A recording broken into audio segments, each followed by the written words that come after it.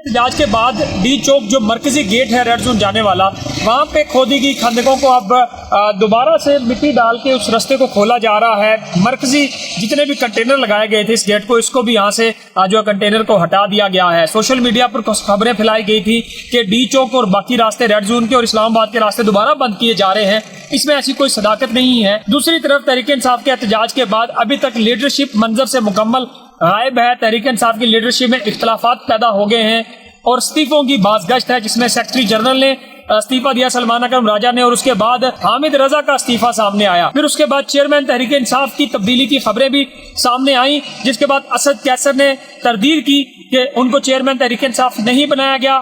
پھر بریسٹر علی ظفر کی کہا جا رہا تھا کہ اڈیالہ جیل میں عمران خان سے ملاقات ہوئی ہے، انہوں نے بھی اس سے ڈینائی کیا۔ لیکن تحریک انصاف کی لیڈرشپ سے جو کارکن ہیں وہ کافی زیادہ نالاں ہیں۔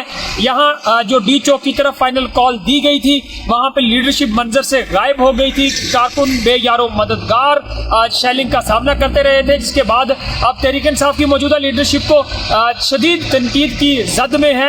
اندرونی اختلافات کی وجہ سے ابھی تک تحریک انصاف کی لیڈرشپ میں سے کوئی رہنما بھی منظر پہ نہیں آیا۔ ٹی وی چینلز پہ مختلف پروگراموں میں شرکت جو ہے ضرور کی جاتی ہے، لیکن اسلام آباد کے معاملات زندگی اپنے معمول کے مطابق ہیں۔